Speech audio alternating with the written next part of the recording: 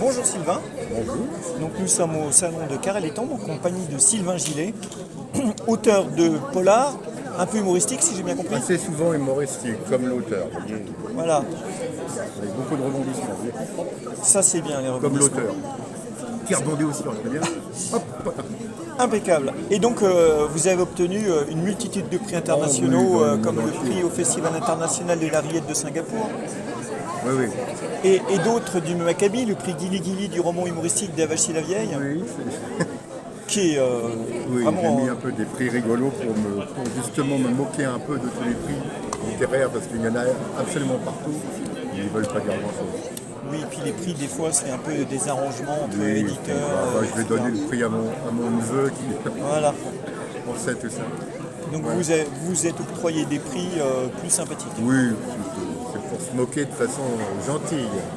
Alors, je vois là qui est mis en avant les enquêtes improbables de Mulford Spludge. Alors c'est mon dernier bouquin, c'est fini, il est tout chaud, il a une semaine. Donc, Ah oui. Vraiment, il est très très bien.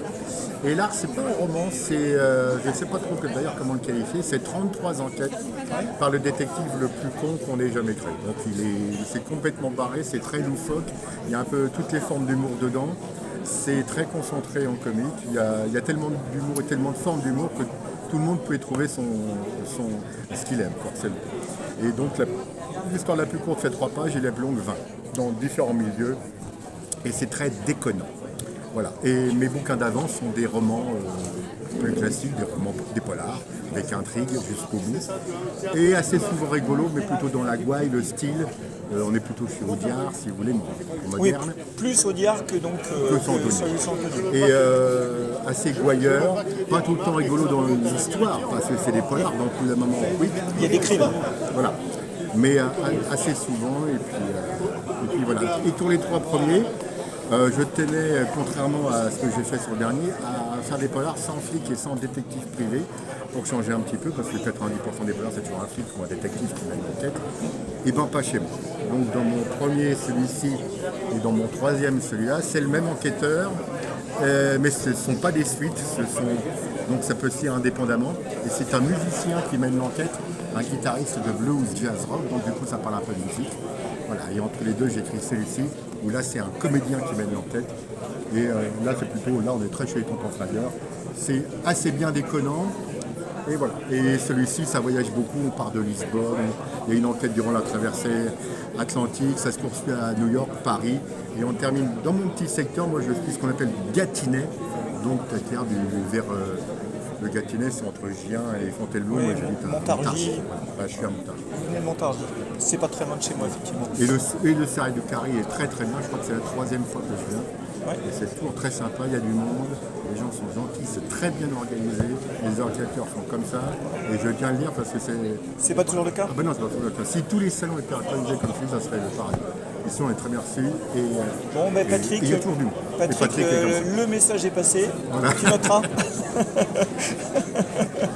Le seul stand au monde, messieurs dames, tenez-vous bien, où vous pouvez choisir la couleur de votre dédicace. Ça, c'est incroyable.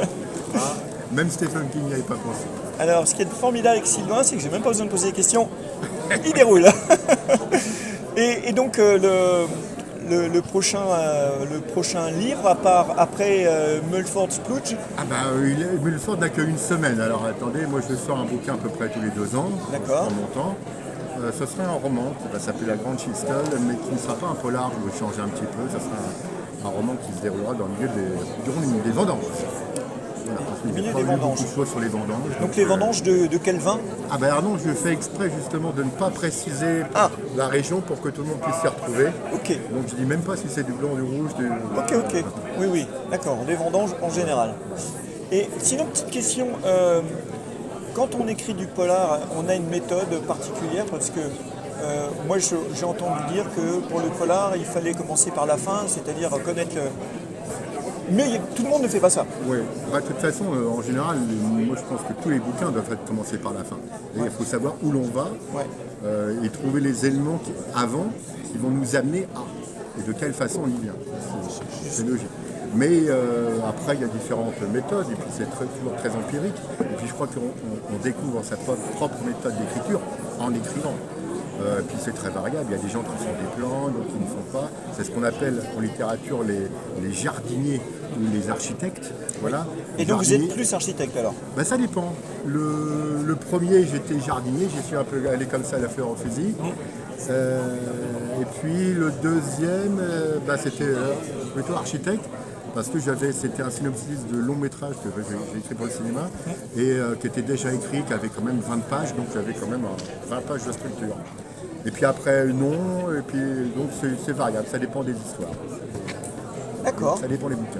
Et au niveau de la façon les moments, les rituels d'écriture, est-ce que vous avez des rituels ou des endroits, des moments dans la journée, vous écrivez ou pas du tout? Pour me mettre en forme, donc avant d'entamer chaque séance d'écriture, je cours nu autour de mon pâté de maison, autour de moi, en criant cacahuète. Ça c'est bien. C'est très spécial, mais là quand il fait froid, je le fais pas. Alors on peut avoir une petite vidéo ou pas pour le... Non, c'est très privé. Oui, quand il fait froid, non, parce qu'il y a des endroits qui rétrécissent. C'est ça, oui. Je vois. Beaucoup. Je vois. Les mains. Non, j'ai pas de rituel, sauf que moi je procrastine beaucoup, donc avant de m'y mettre, je trouve 14 excuses. Je vais reprendre un quatrième café, je vais me gratter le nez. Mais par contre, quand je m'y mets, c'est pour la journée complète et je fais pas de pause. J'arrête de 9h à 19h s'il faut, parce que comme je sais que je procrastine, refaire une pause à midi, c'est dur de s'y remettre aussi. Et comme ça vient, j'en profite tant que ça vient. Mais ce qui est assez marrant, c'est que ça doit faire 110 interviews que je fais et je pose pas la question à tout le monde, mais quand je pose la question, les réponses sont toutes différentes. Mais ça, c'est ça qui est intéressant, je trouve, justement. Tant mieux d'ailleurs, tant mieux. Il n'y a pas de méthode. Eh bien écoutez, merci Sylvain, très bon salon, bonne journée, au revoir.